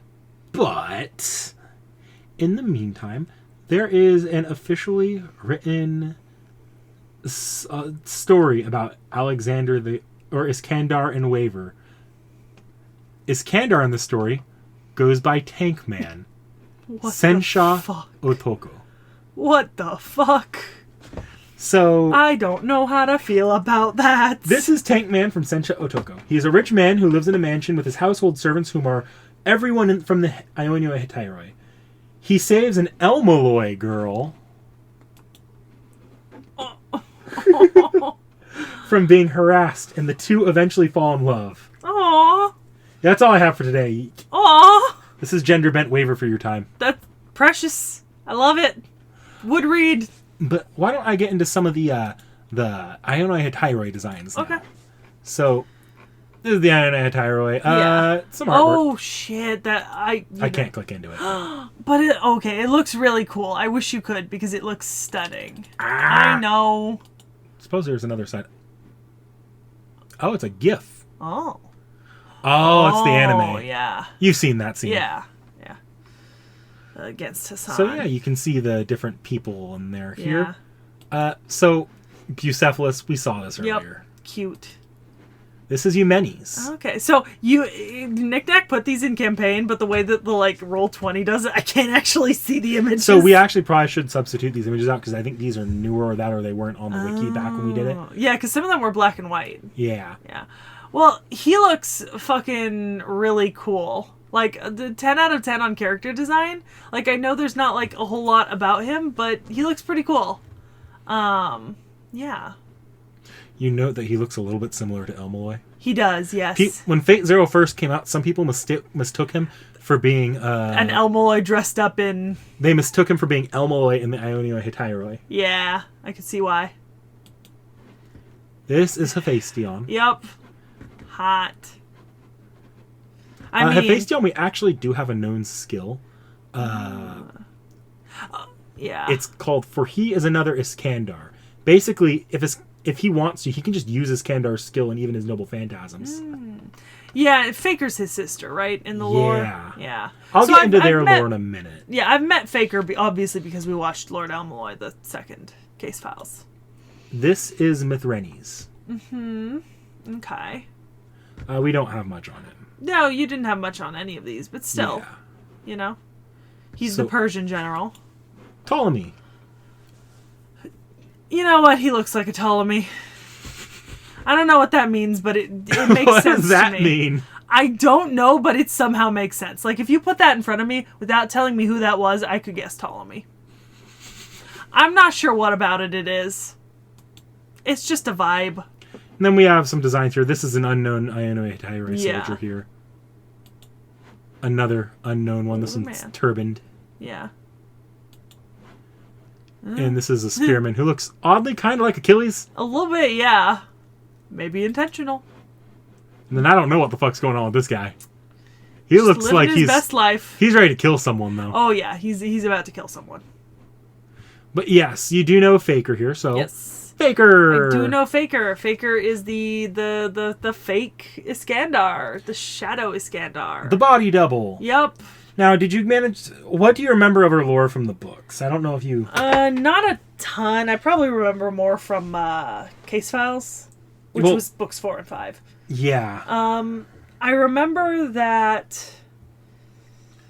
that she was basically like... According to like Fate lore, right? Like she's used as like a body double for Iskandar, and she's the reason why sometimes you get stories of like short Iskandar, you know, like the one about Iskandar sitting on the throne of Darius and being unable to reach the feet. They sent her in first, pretending to be Iskandar, and then, you know, basically functioned as a body double. But there was some like bad blood. So she has no bad blood to Iskandar. No, somebody did. She dislikes his army because a lot of their infighting both fucked with him while he was on his campaign as well as ruined his empire afterward. Yeah. So, for example, like Antipater and one of his other generals who was still in Macedon used to like send reports to Alexander like complaining about one another regularly. It was bullshit, but you know. It's not that she can't appear in the Ionia Hetairoi. She chooses not to because she doesn't want to be around them. Because fuck those guys. Even her brother? We don't know her specific feelings towards her brother, I don't think. Okay. That said, there's a little bit more to her story here than that. She and her brother Hephaestion were actually planned births that Iskandar's mother orchestrated at around the same time as Iskandar's birth. Hephaestion was given a name and born with the task of being Iskandar's closest confidant. And Faker was born to be a mage to defend Iskandar from curses. Unlike her brother, she was never given a name, and when offered one by Iskandar, who really disliked this setup, she turned it down. Well, because that's super not his vibe. Yeah, that's very like, pull some strings here. Yeah, no, Iskandar's very much more, I'm gonna go right in. But she stuck to her role up until her death, which would, just like her brother, occur before Iskandar's. Yeah. I do like her outfit, by the way. I just want to mention that. She looks so cool. Wood tap. Now, we've seen her in Case Files enough to know she fights similar to Iskandar using her Hecatic wheel. Yeah. Which is a reference to the fact that she was born to be a mage. And some of the differences you do see in Case Files, and you probably remember them. Her Mystic Eye, her Magecraft. She's got a few more tools in Iskandar as far as that the mage stuff goes. And you got that in the last book, that it's a lot more powerful than most mages you'll see in Case Files as well, because it's Age of Gods still. We haven't quite hit the Arthurian times. So let's see here. We'll go ahead and scroll down to her skills here. I'll let you read these over. Okay. Alright. Camouflage, independent action. For he is another Iskandar fake. Alright. High speed divine word. Blessing of the nameless. Hecatic wheel is the one of them. So yeah. But I know that she also possesses the ability to use Ionia Hetairoi. Yep. Not that she would, but she could. It's if she part needed of the to. For he is another Iskandar skill, implying that Hephaestion could do it too. Yeah. But with her, and it might be because of the result of it being fake, if she did it, it would just kill her. It's a suicide attack. Fair, but I mean, you know. It is noted with her Ionia Hetairoi. If she were to summon it, 2 generals wouldn't appear. I don't know if it's listed there. If they're listed there immediately, It doesn't say. It doesn't. It lists it in the Ionia Hetairoi proper page, but we're going to avoid clicking that. I think it goes Eumenes and Ptolemy. Those 2 wouldn't want to join her. But, you know who would join her? Iskandar himself. Oh. So, if she opened Ionia Hetairoi, she would be joined by Iskandar. Aww. That's adorable. And then a few notes here on the Hecatic wheel. Yeah. These are... She can... And you saw this in the last Case Files book. She can remote control the Hecatic wheel, which is not like the Gordius wheel. The Gordius wheel, you have to be inside. Yeah. But in compensation, it's just a lot weaker. Yeah. Which is fair. Oh, yeah. And she also, those skeleton wyvern things that pull it, she summoned those herself. Those were not found on, like, the bowls of Zeus. Hephaestion is an FGO, though. As Hephaestion, that's a Greek goddess, isn't Mnemosyne. She's one of the... She's not a... Technically, yeah, she's a goddess, but she's one of the muses. Yeah. Muse of memory? Yes. Mnemosyne, yeah. Let me go ahead and just give you her FGO designs, then I'll explain a little bit of what's going up there. Pretty. Oh, yes. Not practical, but oh so pretty. Sometimes the rule of cool. There's a couple more, because you got the little one to show me.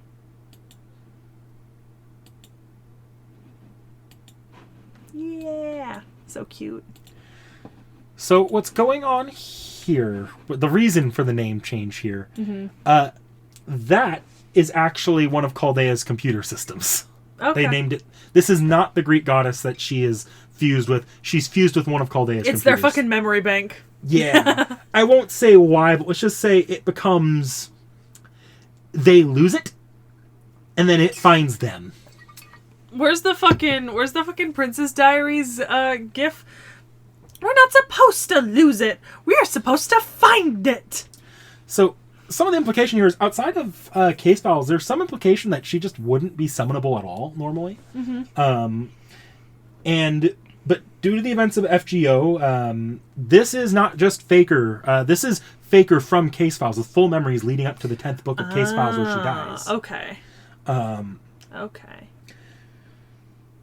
She and the main character of FGO awaken on the rail Zeppelin, and they have to work to figure out what the fuck's going on.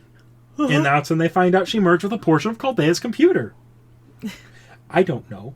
But this also changed her from the Faker class, a unique class to her, to the Pretender class. Okay. It did result in one new skill, though. So I will scroll down here so you can take a look if you want. Oh, we also have a relationship chart now. Oh, okay. Iskandar. Lord Iskandar, I'm sorry, but could you help me avoid the King of Conquerors?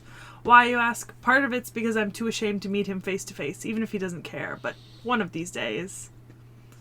Okay, Alexander. No way. I never thought I'd see the King of Conquerors at this age. You grew up with him! No, wait, Alexander. That's about the extent of Zeus's blessings for now. Okay. Lord Almaloy II. I didn't think it'd be possible for that eccentric lord to be here too. He still looks depressing as ever. Be careful, it's guys like him who end up shaking the world the most. Reigns. The next successor to the Department of Modern Magecraft. Are you kidding me? Why are there so many of them gathered at Chaldea? You're not going to tell me that the Grand Puppeteer is here too, are you? Remember, she fucked with, Toko fucked with her, too. Gray. It's Gray, so that girl has made her way to Chaldea too. In that case, I'll put her through some training. I've always thought she'd make a great warrior. Melusine. Alright. Albion. You're that, Albion? How is it possible that that giant labyrinth I traversed has turned into a fairy knight? Oh, I see. Interesting. So even things like this are possible. Leonardo da Vinci.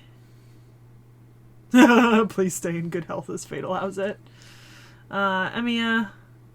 Have you ever been called Faker 2 by any chance? There's actually an interesting note here, because remember in the 10th book they were like, they actually did interact with some Emiya shit. Yeah. Okay.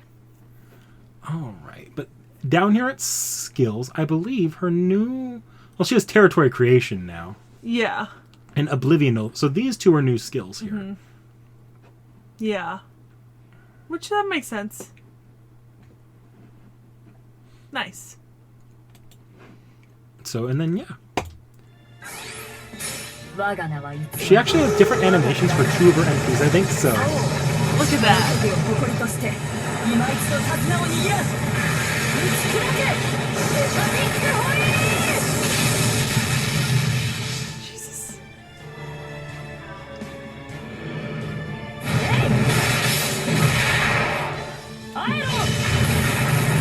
Let you see some of her animation, then I'll move over.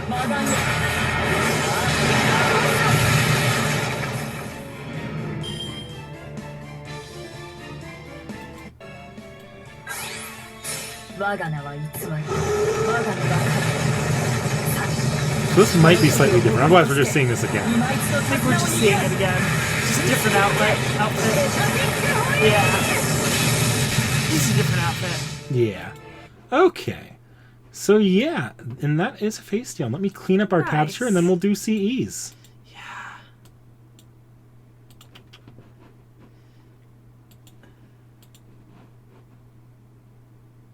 I am missing Iskandar's FGO page. Yeah, you just closed it. Instead of the Type Moon wiki. But you left the Type... Cut. Just stop.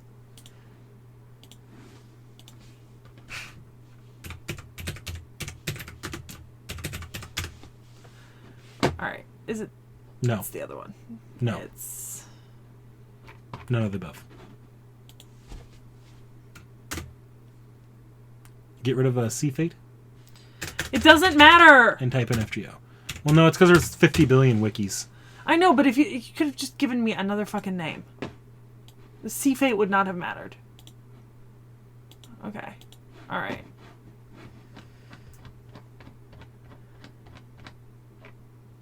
Alright. Oh, look, so this will be the first time. We have April Fool's baseball art now. I love it. So, poor me in all this. my updates video. I now have to, on the next updates video we do, go back and search up every single servant. one. I'm just turning this into a slideshow, you know. Like, we're not going to be pulling up every FGO page again. Well, that sounds like a you problem. He's so sparkly and pretty. And he does have an old sprite here. Yeah. Oh. It's not that bad compared to some other ones, though. Nah. A little bit more chonky. Yeah. It's okay. We like chunky. Oh.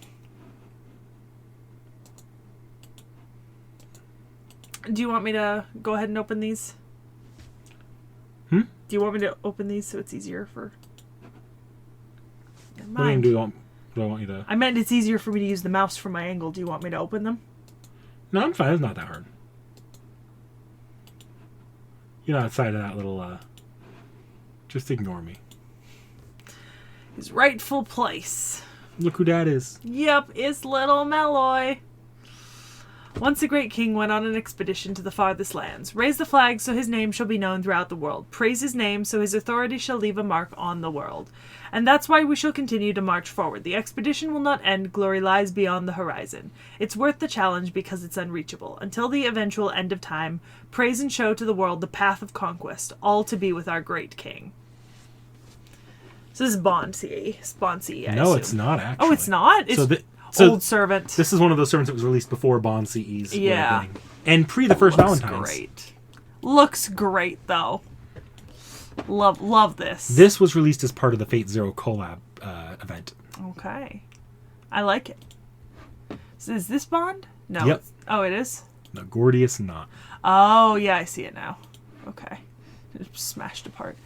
If you want to run towards the horizon, then let nothing bind you. Reason, common sense, old traditions. These are shackles that bind your heart, so cut them, overturn them. A single flash of a blade can turn a foolish deed into a great one. The sign of rulership you showed here shall be your guide to the next world. I'm gonna be honest. A lot of his, so far, both of his cards really remind me of shit that I've heard Luffy say in One Piece. Like, I'm gonna be honest. They're both regret nothing himbos. Very much. Okay, the Hero's Cup. This is the Valentine's. Okay. A personalized goblet from the King of Conquerors. It's the pride and joy of a hero to participate in banquets with your specially made goblet. Probably. I love the snide little remarks on some of the Valentine's ones. I will find him. Where's there he that is. Servant? There he is. Oh, and there's 3 servants I didn't notice. Look before. Who's next to him. Coup! There's another coup! And there's my boys! Hey, look, it's Abby. There's my boys! The Sun Boys! Yes, you're right, there is Abby. Mochi. Anyways, you can stop looking at this. We've read this one like 3 times before. Yeah. Mochi. The King's Skull. Is this why you let us do that in campaign? Oh, so you can close out this one. We will come back to this one. Okay, but is this why you let me do this in campaign? No. So are we just coming back to this? Yeah, that is a Valentine's CE for Hephaestion. Okay. Well, that's someone else, and I don't really care, but you know those that's two. Moriarty, and that's Iskandar. Golf. I kind of like Golf Daddy Iskandar. Like, I don't hate it, and I think that's the most confusing part of that actually has names. And it's voiced. We'll get to it when we get there. When we get to the last person. That'll be a long while, though. There he is! There's my boy. Is that who I think it is? I don't know. I'm going to scroll down, shut my eyes, and you're going to tell me if I can read it. Scroll up a little? Well, I mean, technically you can't, but you might want to open your eyes.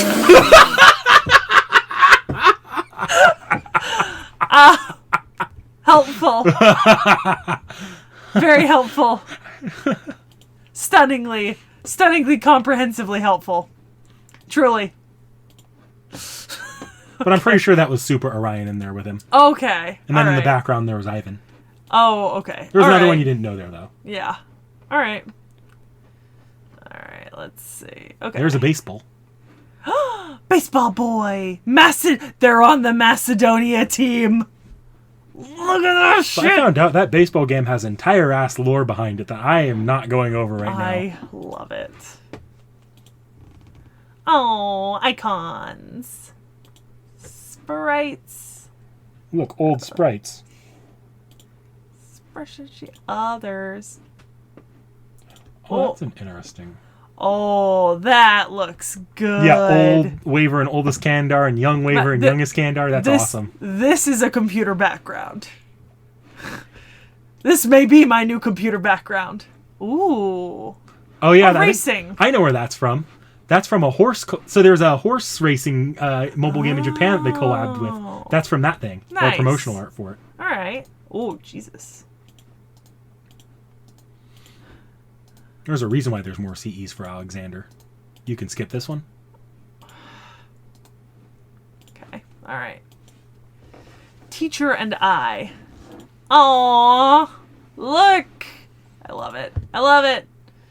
Let us begin the lesson. Did you bring your world map? In a certain classroom in England, the boy who dreams of reaching the end of the world, his eyes are filled with interest as he listens to the man who has traveled the world. Sir, next. Please tell me more about Japan. Love it. Precious baby.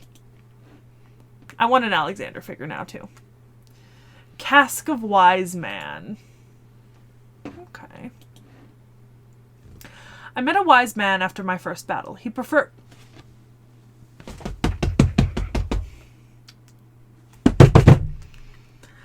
Okay, I forget what his name is, right? But yeah, remember this philosopher. We talked about him in ancient Greek class last semester. But basically, Alexander had heard of him. Who was it? He was famous for something. Okay, hold on.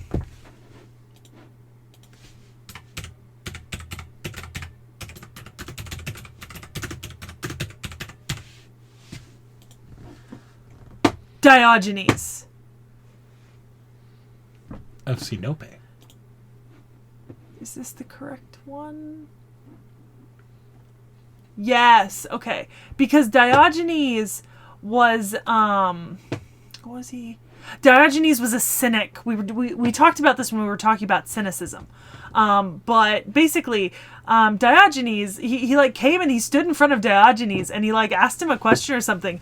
And Diogenes told him like, "Get the fuck out of my son. Like, you're bothering me?" But, okay, I'll read it now. Met a wise man after my first battle. He preferred the lifestyle of a dog and mocked philosophy. He was like that of a mad Socrates. Indeed, he looked like a dog lying under the sun. I said to him, "If you have a wish, it shall be granted." The wise man shrugged his shoulder and said, "Move, you are blocking my sun." I see now, that's interesting. Living a life like that doesn't sound so bad, but it would be a bit difficult for me.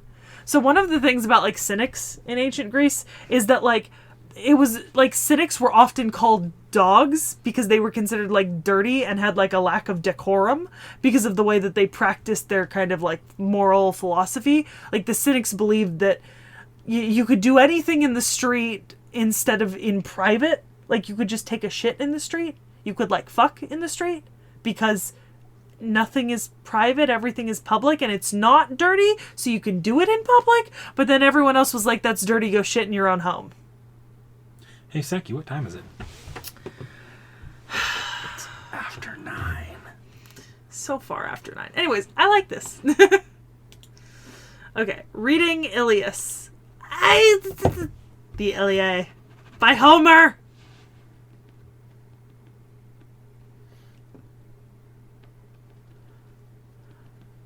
Huh. Interesting. I appreciate that it is the Greek version this time. Be accurate, be correct. Read Achilles, alright. Young Alexander's favorite book, one of the oldest Greek classics, it is attributed to Homer. There's a scroll version, thought to be from 3 BC, and a paperback version published in Japan in the 21st century. Which version do you like better? It's worth noting that the scroll is written in ancient Greek. Well, considering that I can read ancient Greek a little bit with a little bit of help.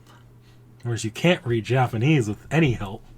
I actually have been looking to find a copy of the Iliad and the Odyssey in ancient Greek recently. It's really hard. A lot of people only publish copies with the translation in them. They don't post the original text, and that's really annoying to me because I want the original text, which is seriously a problem.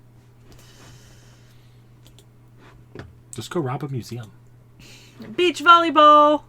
I know this guy. Yeah, you don't know anyone else in that photo, though. I do not know a single other person in that photo. I think that might be Artoria in the very background, like behind that one servant's leg. I saw a name. So I'm just gonna... Thankfully, there's so many servants you can't really figure it out. Hey, look, another puzzle piece. Oh, he was up here! I think that's now every single servant you recognize in here. Yeah, also, I think this officially means that we are done with the Egyptians. Yes. Yeah, technically. If you count him. Yeah. In order to expand the fair... We've read this. Ramesseum Tetris. He wanted to go in it. But yeah, that's so cute. Almost makes me wish Big Iskandar was in this image. I know he's not, but like, it would have been cool if he was. You know what I mean? Mm-hmm. Yeah, because then it would have really been all of them. All right. Welcome dinner. So you don't know everyone here. I bet I could make an educated guess as to who this is. Probably. Yeah. Based on who I have in campaign.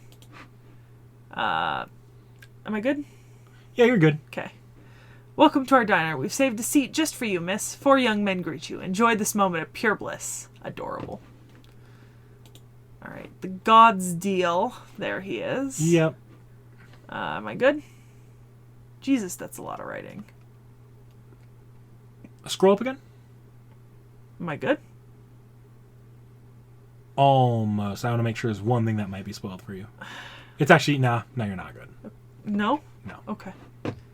Alright. We'll get back to that one. I'm gonna just assume that this is not. I see Alexander in there. Yeah, there. But I'm pretty certain not that Alexander this is not focused. Nah. So we're gonna close it. Alright. Will you finally let me open that fucking chocolate one? Yes. Okay. Oh, look, another baseball for Hephaestion. Oh, it's so cute. Look at her. She's precious. Okay. Alright. Just a baseball. Alright. What was entrusted to her? Okay. It's the scrap of fabric. Immature, unaccomplished, foolish. That's what she thinks whenever she looks at this torn piece. Once she had a king that she needed to protect. She was given the king's mantle when it was slashed by a sword on the battlefield. Whenever she looks at the torn-off mantle, she was tormented by burning rage and shame. This was the driving force that pushed her to fight in numerous battles back when she was still alive. Even now, that still hasn't changed. However, she cannot deny the fact that other emotions have shown through. With a tolerable attitude, the she of the present accepts the fact that there is no human who shares her immaturity and foolishness. With rage and regrets that never fade, and a little bit of pride, she continues to follow the king's back. That's interesting, because I think that is the same mantle that Waver That's what I thought. has. Meaning that this is implying that Waver's Iskandar mantle was one that she originally carried around, and then she lost it, or it left her tomb wherever she was buried when she died. All right, chocolate sculpture. So for context, I mentioned something we got to do in campaign. We did a thing where we were like in a courtyard, and we were like, we kind of want to stealth so we could hide, and we kind of got everyone to a hiding place, except we didn't know where to put Iskandar because the man's fucking chonky. So we had him climb on top of the decorative fountain and like pose. Then they put on a minor illusion on him to make it look more natural. To make it look like stone. When they could have just entered him into spirit form, but that's too easy. Oh, I forgot we could do that. Either way, it worked. The statue is Iskandar, which is why the sculpture is so funny. The sculpture of the king, as if to say, is it obvious that if I were to make any, it would be this. It is the double prime of his life during his youth and heyday. Even though the proportions were eyeballed, not even a single strand of hair is out of place. Also, even though it looks like this, its taste is of first-class good. This is the result of her research, which she spared no expense for, after she is awakened to the sophistication of modern cuisine. The way she rushed into this with all her might, to the point you want to question why, is probably something that hasn't changed about her since she was still alive. Adorable. I love it. And that is Alexander the fucking Great. All hail. What are you thinking here, Sekhie? I love it. I thought you would. I gotta be honest, I was a little bit worried that Alexander would be weird. Because, I hadn't looked at him in campaign and I haven't used him and stuff. I mean, but you knew he wasn't gender bent. I did know he wasn't gender bent, thank fuck. Be kind of hard, to be honest, at this point in the game. Yeah, although... Hephaestion and Faker. True, that is kind of your gender bent Iskandar right there is Hephaestion. It is, and I'm into it. I love it. I think this is a great servant. I think they obviously they kept really close to historical material here. And there's a lot for them to keep close to, so there was a lot of opportunity for that. I would like to do a video about Iskandar's military campaigns and his generals, but it would definitely be something I were to publish on my other channel if I were to end up doing it. Just kind of a deeper dive, because I really was very, very abbreviated in his campaigns. I mean, I summed up 32 years of life, including 11 years of constant campaigning in just under 3 pages, Sekhie, we are approaching feature length here. No, we are in feature length here. Fucking abbreviated Iskandar history. It was abbreviated. It was only 44 minutes when we moved on to the Fate stuff. The Fate stuff took far longer. Let's be honest, this is your fault that the episode's so long. It's not mine. I had a reasonably length segment.